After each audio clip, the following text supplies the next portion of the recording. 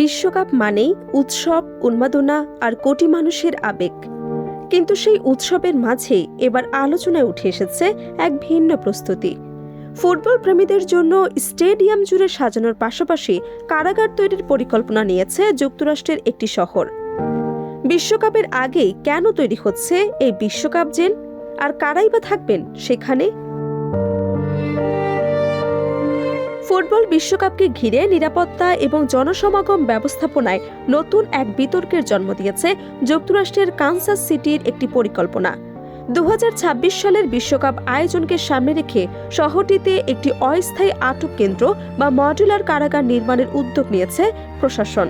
পরিকল্পনাটি প্রকাশ্যে আসার পর থেকেই এটি বিশ্বকাপ জেল নামে পরিচিতি পেয়েছে এবং সামাজিক যোগাযোগ মাধ্যম থেকে শুরু করে স্থানীয় রাজনৈতিক মহলেও ব্যাপক আলোচনা তৈরি করেছে।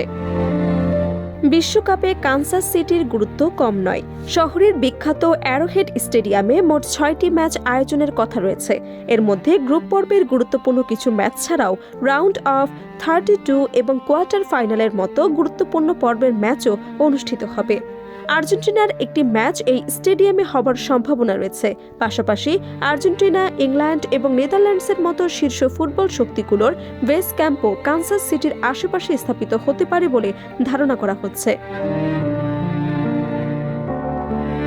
এই পরিস্থিতিতে স্থানীয় নীতি নির্ধারকদের মতে বিশ্বকাপের মতো বৃহৎ আন্তর্জাতিক আয়োজনের সময় ছোটখাটো অপরাধ, জনশৃঙ্খলা ভঙ্গ, অতিরিক্ত মদ্যপানজনিত বিশৃঙ্খলা কিংবা পৌর আইন লঙ্ঘনের ঘটনা বেড়ে যাওয়ার আশঙ্কা থাকে। সেই সম্ভাবনা বিবেচনায় রেখে প্রায় 100 আসনের একটি অস্থায়ী আটক কেন্দ্র তৈরির প্রস্তাব দেওয়া হয়। প্রাথমিকভাবে এটি সাময়িক ব্যবহারের জন্য নির্মাণের কথা থাকলে ভবিষ্যতে স্থায়ী অবকাঠামো গড়ে ওঠার আগ পর্যন্ত এটি কার্যকর রাখার বিষয়েও আলোচনা হয়েছে। কানসাস সিটির সহকারী সিটি ম্যানেজার জেফ মার্টিন জানিয়েছেন, বিশ্বকাপ শুরুর আগেই কেন্দ্রটি চালুর লক্ষ্য নির্ধারণ করা হয়েছিল। তবে বিভিন্ন প্রশাসনিক এবং সময়সূচিগত কারণে প্রকল্পটি নির্ধারিত গতিতে এগোয়নি।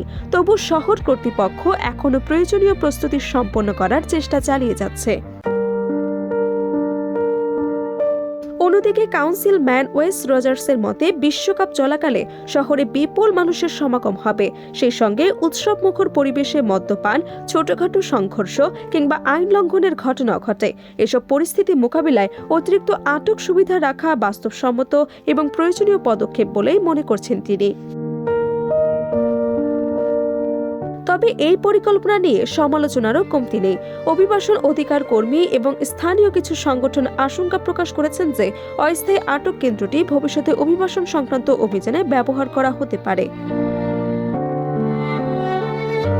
বিশেষ করে যুক্তরাষ্ট্রের অভিবাসন এবং শুল্ক প্রয়োগকারী সংস্থা ICE এর কার্যক্রমের সঙ্গে এ ধরনের স্থাপনার সম্ভাব্য সংযোগ নিয়ে উদ্বেগ প্রকাশ করেছে অনেকেই। তাদের মতে বিশ্বকাপের নিরাপত্তার অজুহাতে আটক ব্যবস্থার পরিধি আরও বিস্তৃত হবার সুযোগ রয়েছে। যদিও এসব অভিযোগ অস্বীকার করেছে সিটি প্রশাসন। কর্মকর্তারা বলছেন, এই কেন্দ্রের উদ্দেশ্যে শুধুমাত্র বিশ্বকাপ চলাকালে ছোটখাটো অপরাধ এবং পৌর আইন ভঙ্গের ঘটনাগুলো সামাল দেওয়া। গুরুতর অপরাধে অভিযুক্তদের জন্য এটি ব্যবহার করার কোনো পরিকল্পনা নেই। বিশ্বকাপ শুরু হতেই আর মাত্র কিছুটা সময় বাকি। তবে বিশ্বকাপ জেল নিয়ে বিতর্ক ইতোমধ্যে মাঠের বাইরের আলোচনার বড় বিষয় হয়ে উঠেছে। এখন দেখার বিষয় এই পরিকল্পনা শেষ পর্যন্ত বাস্তবায়িত হয় কিনা এবং হলে সেটি সত্যি নিরাপত্তা নিশ্চিত করার কাজে ব্যবহৃত হয় নাকি সমালোচকদের আশঙ্কার মতো নতুন বিতর্কের জন্ম দেয়।